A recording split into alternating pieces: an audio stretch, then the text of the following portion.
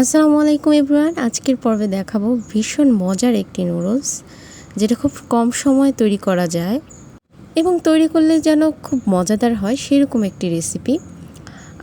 আপনাদের আশা দিচ্ছি আপনারা নিরাশ হবেন না, খুবই টেস্টি হবে, রেস্টুরেন্টকেও ভার মানাবে। তো চলুন শুরু করা যাক। প্রথমে আমি পানি বয়েল করে দিয়ে দিলাম নুডলস, কোকোলা নুডলস। সেটা আমি বয়েল করে দেন একটা ফ্রাই প্যানে অলিভ অয়েল দিয়ে দিলাম রসুন কুচি। আপনারা চাইলে নর্মাল তেলও দিতে পারেন, অলিভ অয়েল দিলে ভালো। তারপর দিয়ে দিলাম পেঁয়াজ কুচি। তো রসুন আর পেঁয়াজটা হালকা ভেজে নেব, বেশি ভাজবো না, লাল হয়ে গেলে ভালো লাগবে না। হালকা বাদামি রং হয়ে আসলে এখানে দিয়ে দিব আমি চিকেন। আমি প্রায় 1 পিস বোনলেস চিকেন নিয়েছি এখানে কুচি কুচি করে। সেই সাথে এখানে দিয়ে দিব একটু সয়া সস। এখানে প্রায় 2 টেবিল চামচের মতো সয়া সস আছে। তারপর দিয়ে দিলাম হাফ চা চামচের মতো গোলমরিচ। তারপর এখানে দিয়ে দিব একটু স্বাদ মতো লবণ এবং মরিচের গুঁড়ো, হালকা মরিচের গুঁড়ো দিয়েছি। তো দিয়ে এই পেঁয়াজ রসুন আর চিকেনটা একটু হালকা সটে করে নেব। আঁচটা কিন্তু ফুল থাকবে, যে কোনো চাইনিজ রান্না বলেন নুডলস রান্না করেন একটু আঁচটা ফুল আছে রাখার চেষ্টা করবেন। তারপর এখানে আমি চিলি ফ্লেক্স দিয়ে দিলাম, মানে রসুন মরিচের গুঁড়ো, শুকনো মরিচের গুঁড়ো আর কি, টেলে তারপর গুঁড়ো করে নিয়েছি। তো এগুলো দিয়ে তারপর আমি একটু ভেজিটেবল দেবো। আপনারা আপনাদের হাতের কাছে যে কোনো ভেজিটেবল দিতে পারেন, ফুলকপি গাজর। আমি এখানে গাজর দিয়ে দিলাম, একটু সিম দিয়ে দিলাম।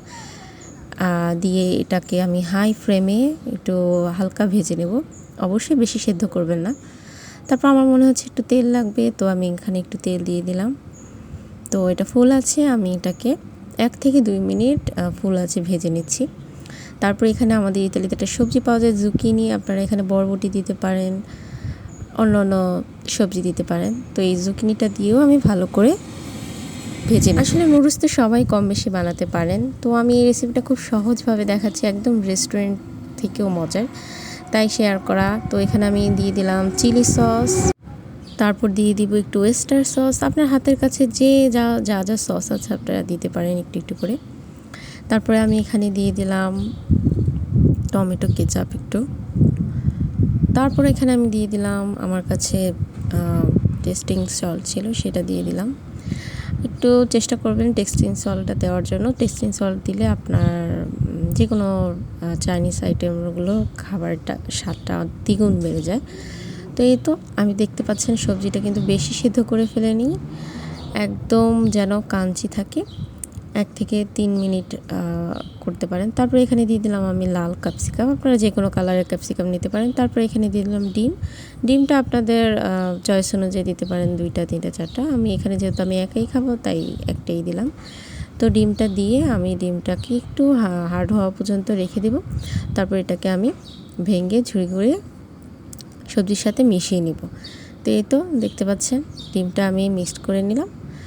তারপর এটাকেও আমি বেশিক্ষণ না, একটা হাইস্ট ধরেন 1 মিনিট রেখে এবার আমি যে নুডলসটা সেদ্ধ করে রেখেছি, হ্যাঁ এখানে একটা টিপস আছে, নুডলসটা সেদ্ধ করে দেন ঠান্ডা পানিতে 1 মিনিট রাখবেন, তারপর পানিতে ছেঁকে নেবেন, ঝুড়িতে ছেঁকে চালনিতে রেখে দেবেন।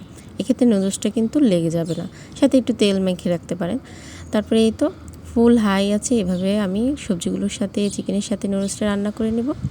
তো ভিডিওটা ভালো লাগলে যদি ভালো লাগে অবশ্যই লাইক কমেন্ট অ্যান্ড সাবস্ক্রাইব করবেন, আর অবশ্যই বাসায় ট্রাই করবেন। শেষে আপনি একটু ধনেপাতা দিতেও পারেন। তো এখানেই শেষ করছি, আল্লাহ হাফেজ।